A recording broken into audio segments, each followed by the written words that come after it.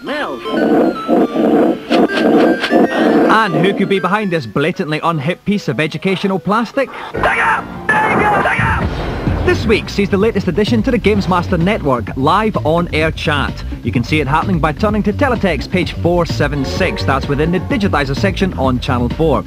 Or if you've got a PC and a modem, you can join in. Set your modem to 8 bits, no parity and one stop bit. Dial 081 539 6763. Follow the directions to the GamesMaster on-air chat and type away.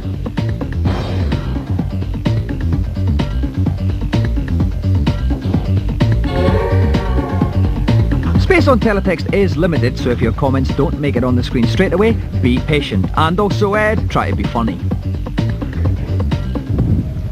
Right, we're in a Lion King challenge situation. Dave Perry is helping me out. Dave, the nation is yours. Tell them about the tricky parts in this challenge. Well, there are 2 bits to look out for in this challenge. One is initially they'll go up a tree and they have to roar at the various monkeys to flip them around so that they get thrown in the right direction. Then after that they will land on an emu, and the thing to avoid is the stumps coming out of the trees. It's very tricky. Right, I'm almost breathless just listening to that one. Right, Lewis is going to go first. Whoever gets to the halfway point in the quickest time will walk out with the joystick. Best of luck, Lewis. Your time starts now. Okay, off goes Lewis. You've got a little energy gauge in the top left-hand corner there. When that goes down the line, it's there. But most importantly, it's the time. As we go for 8 seconds, a good start, Dave. He's doing very well. He jumped straight onto the rhino, got flipped up onto the giraffes. He hasn't fallen in the water. Of course, if he'd fallen in the water, that would have been the end of his challenge. Okay, now here come these monkeys. Now, what's he have to do? There he goes. He roared at the monkey. That scares the monkey. The monkey flips around on the tree, and it makes sure that it'll throw him in the right direction. That's it. All the monkeys are set now. Now he can be thrown about in the trees by the monkeys. He rolls up into a ball. Okay, very soothing, almost therapeutic that, Dave.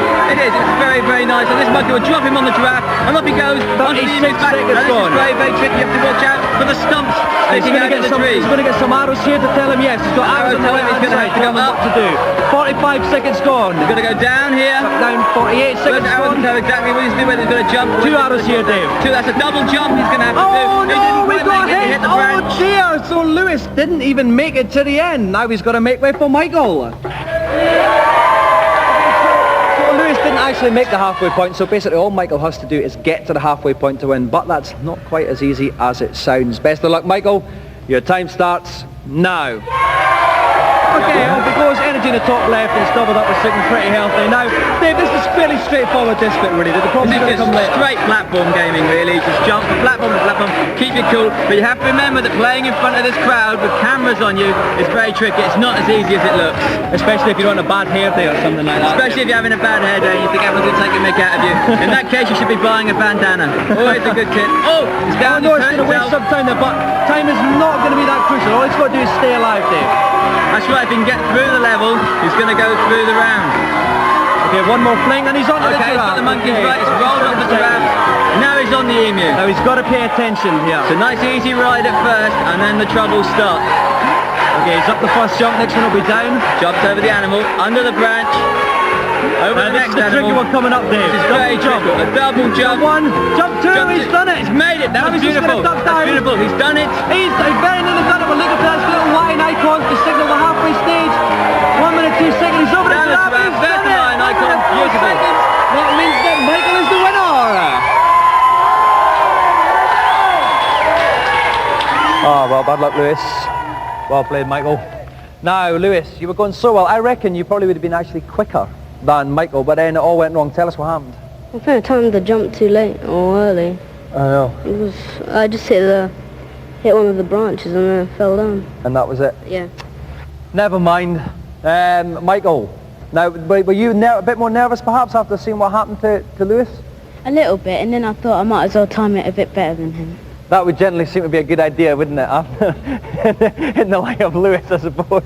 Okay, well, yes, because of your almost perfect timing, Michael, you go home with the GamesMaster Golden Joystick. Let's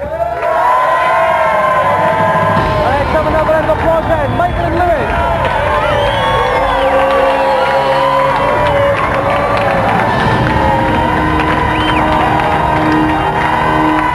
Now it's time to sort out the Amex Gold cards from the home-based discount ones in today's reviews.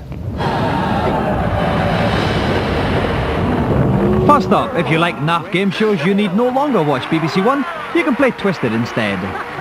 Twisted on 3DO is extremely strange. It's kind of like a cross between Monty Python and The Price is Right. A game show host leads you through a series of completely bizarre sub-games, none of which make any sense, so there's no point describing them. There's one really annoying part in Twisted, and that's when you get stuck on the wheel of torture. You have to get out of this, you have to line up three beads in a row, and only then will you be able to carry on. I got stuck on there for absolutely hours, and all my mates were laughing at me. Among the sub-games available is, for instance, the scrambled TV picture, which you have to put together yourself, or zapping the TV commercials, where you get a series of 9 televisions and you've got to kill the ones with adverts on while retaining them on the movie. There's all sorts of games like this, puzzle games really, but it's great fun and it'll certainly have you laughing.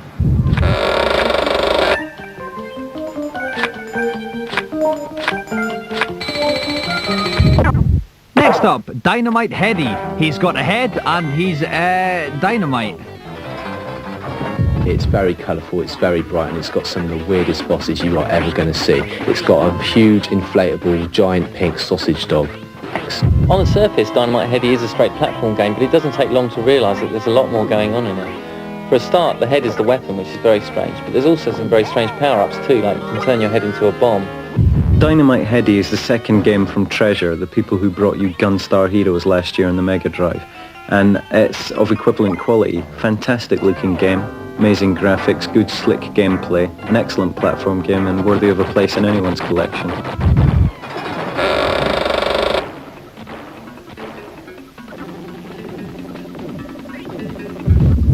Finally, after Super Street Fighter 2 and Mortal Kombat 2, is Samurai Showdown just 2? The thing that surprised me most about Samurai Showdown was how different it was from other beat-em-ups. Here you've actually got weapons you can use and other sort of accompaniments, like one character has his dog who he can sort of set on another character. Samurai Showdown first turned up on the Neo Geo about a year ago, and at the time it was one of the best beat-em-ups available. The Super Nintendo conversion is very accurate. The sprites are a little small, but it plays in exactly the same way, and you have all the same special moves. The SNES version is 32 meg, compared with the Neo Geo's 130 plus meg. Obviously, something's got to go, and most of it has.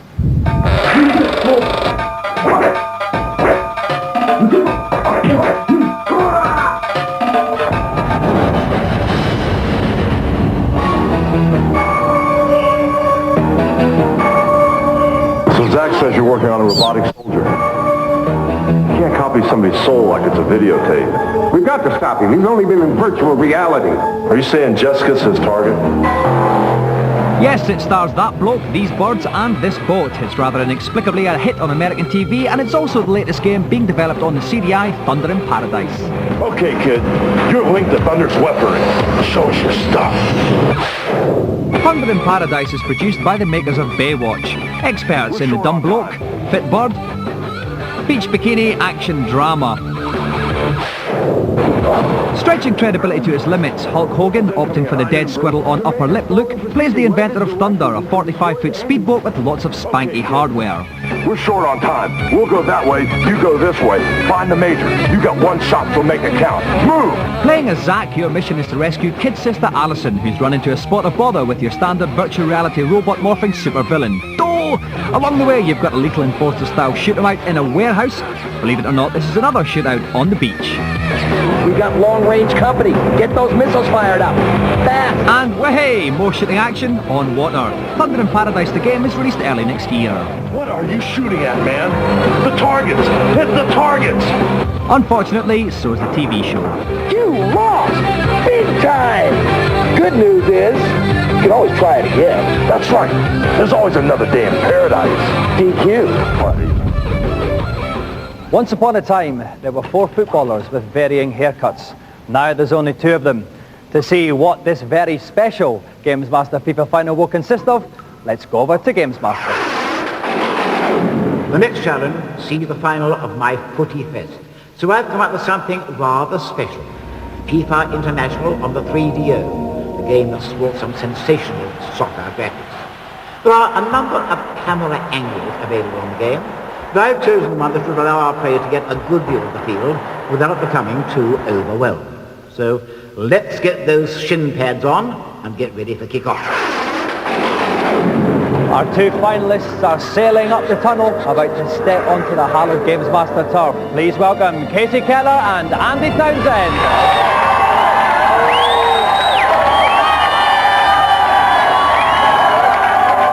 Welcome back, Casey. Welcome back, Andy. Now, I know you're both on pretty much nerves, so we'll keep this brief. Casey, what are your tactics for the final? Score and win. All right, I like that. Andy, how about yours? How will you counter this score and win tactic of Casey's? Well, hopefully I'll score myself, but we'll see. This game looks a bit different, so keep your fingers crossed. All right, best of luck to both of you. If you want to see who wins in this grand final of finals, join us after the break.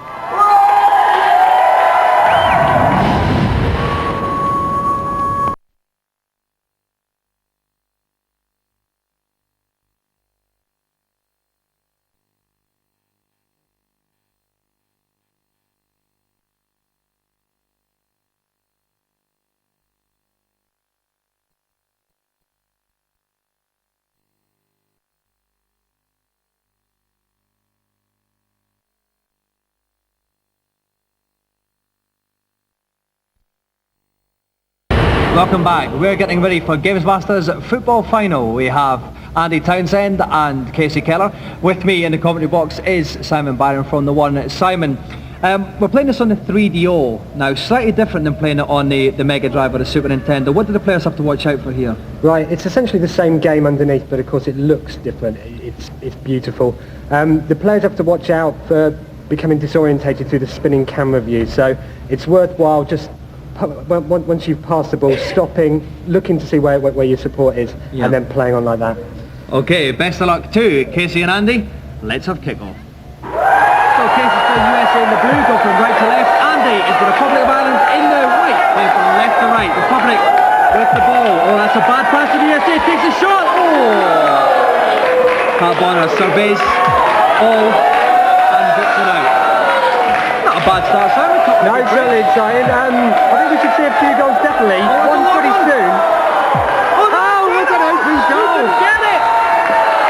The American goalkeeper fumbles it, and in come the Republic, probably John Aldo. He's really under pressure now. A soft goal, I think we call that, Simon. I think we call it something else. And the Republic have got blood in their nostrils now. He's chasing the sense of victory. Oh, the winner's got it, but it's out for a goal kick. Well, kick out from the American goalkeeper. Oh, good goal. That one. Oh, but the Ireland defence is there mopping up. That was back to this World Cup again. Pat Bonner couldn't hold anything. He should pass it around now. Oh, a long effort there from the Republic. Oh! Did the keeper get a hand to that? No, he's headed it in. It's in. It's in. It's an own goal. So it's 2-0 for the Republic again. Another goalkeeping error there, Simon. Well, you know. It's always easy to do when the goalie's keeping control. The referee blows for half time there. There's no time for the restart, which means that the players got in the tunnel. It's the Republic 2, USA 0. Casey's really got his work cut out now. He certainly does. We took off for the second half. What would you advise speak to Casey now, Simon? I don't know, but they're not passing it around. Go back. They're not passing it around enough. It's just 2 minutes. Oh, they've got another one! Oh, the Republic make it 3! Turning into a cricket score. The ball played the fight behind the USA defence, and that's Aldridge's hat-trick there. I think he should pretty much give up now. And the Republic get it. The Republic kick it their wrong way. They're giving the USA a help now. The crowd is getting behind Casey, but I don't even think they can save him. It's another 50-50 ball. The Republic runs for it. Oh, it's a kick it! It's in! It's 4-0 to the Republic! And who said the Americans couldn't play football? For America, I think the word consolation in goal comes to mind now. And it's a really long shot. He's trying anything, any tactic. Oh, he parries it. It's an own goal for the Republic. Oh dear. Paul McGrath's knees finally gave way and he walked that one into the goal. Once again though, Simon, Bonner couldn't hold up ball in his hands. I think they should sub him or something. I think Roy Race is playing for the United States there. So it's 4-1. There might still be time for Casey to claw back from the jaws of defeat. But I doubt it. Time for the throw-in. It's still 4-1. Casey's running out of time now, Phil. A long ball up from the Republic. He's confident, isn't he, Andy? The man throws it out. Up the centre of the park. Easily and it's back to the Republic. Oh, He's got a real chance again.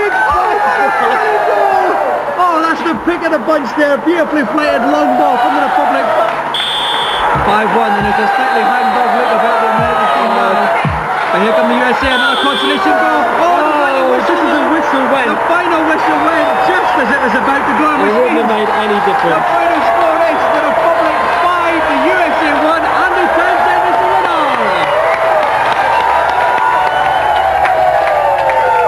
Well done, Andy. Brilliant game. Bad luck, Casey. Thanks, Tom. Andy, what can I say? 5 goals. Amazing. What was your secret? Well, the forwards there were given plenty of room, and John Aldridge done the business. I know, he was looking about 15 years younger, Aldo, as well, wasn't it? Amazing. But I have to say, actually, again, Pat Bonner in goals. He didn't have the best of games, did he? He's still having difficulty holding on to it. No, I thought he did quite well. We settled for 5-1. Can't do no more than that. That's true. Casey, you said before the challenge your tactics were to score and win. So you're batting 0 for 2. At the moment, what happened? Absolute nightmare in the back. Who was in goals? Was it you or Tony Miola? There's no way I was in goal on that one, I have to admit. I've been left out of the side for a couple of years now, and I'll stay out of the side on that game. All right, well, listen, bad luck, Casey. Congratulations, Andy, because Andy wins the ultimate GamesMaster Football Challenge and the GamesMaster Golden Question. Round of applause then, Andy Townsend, Casey Keller. Okay, while I take some more cheap shots at Pat Bonner when he's too far away to do anything about it, we'll have a look at this week's consultation zone. Greetings, one and all. Welcome to the consultation zone, my personal bulletin board for games playing failures all over the world. Who's first to come online? GamesMaster, I've got a problem with my dad. Could you help me? I'm sorry. I really think you've come to the wrong place. No. You see, we really love playing level 4 of Battle Cores on the Mega CD. Except it takes us ages to get there. Could you lend me some advice? Oh, I see. Well, try this. While in practice mode, pause the game and enter the following code. B-A-B-A-R-A-C up start. The screen will flash and you'll be given access to a wondrous level select menu. Send my regards to your father. Thanks, GamesMaster. He'll be thrilled. Another satisfied customer. Next. GamesMaster, I can't release the very last Merryman on Benefactor on the Amiga. How can I get him over the gap? Well, this is the only time that you have to perform this trick in the game. I'll forgive you for not knowing it. You need to be humble. Lie across the gap and allow yourself to be used as a bridge. That happy little chap will walk straight across you toward the next part of the level. Personally, I've never let myself get walked over like that. Thank you, GamesMaster. Nice one. Next. I really like doing battle with the Snake Boss on Super Drop Zone on the SNES, but I get bored playing through to him. Can you help me, GamesMaster? That's an easy one. Go to the options screen, then enter the following level code. 412010118. And you will find yourself face to face with this fearsome boss. Attacking from both ends is the best tactic to employ here. Okay? Thanks, GamesMaster. That's massive. Well, once again, I've spent my forces in the pursuit of the common good, so I'm off for a rest. Goodbye. Hi, I'm Rick, and I'm a football manager-aholic, and basically I play them until about 4 in the morning every morning, and I see myself as really the new Aussie Ardelis, really. That bloke's bird's not going to be too chuffed because, apart from his tragic facial hair, there's a whole batch of stat-filled choose your team, it's a game of 2 half-type thingies about to be released. So, to honour our FIFA Soccer final, and because football's even better than birds, this is the beginner's guide to football management games. As Aussie Ardelis knows, picking the right team is essential. You want a nice blend of skill and brawn with no Mickey Hazard. Players are rated in categories such as passing, heading and flashes of motor. I want good, hard stats in a game. The stats I want to know is, can a defender tackle, can a midfielder pass, and more importantly, can a striker put the ball in the back of the net? However, even Mickey Hazard can be transformed into Paul McStay with a smidgen of care and attention on the training field.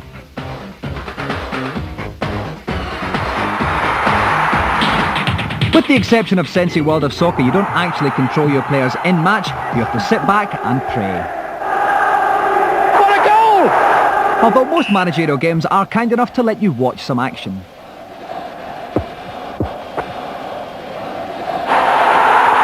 And if Mickey Hazard is still having a mare, you can make that crucial tactical change. So it's back to that bloke with the tash and his mate for their personal opinions. So, Marcus, what do you think of Championship Manager then? Oh, well, Rick, I think it's the best game going. I mean, it's just so full of numbers. There's no graphics in there. Who needs graphics? What about on the ball? On the ball is too many graphics spoil the broth, really. Sensi? Sensi Water Soccer? Sensi's the best. Sensi's got everything. It's got your soccer management and it's got your arcade game. It's just the best. There's that Fantasy Football League. That's supposed to be quite good, isn't it? Yeah, but honestly, have we got 6 friends? No. I don't think so. That's it for another show. I'm off to turn satellite receiving dishes at 20 degrees to the left. See you later. Bye-bye.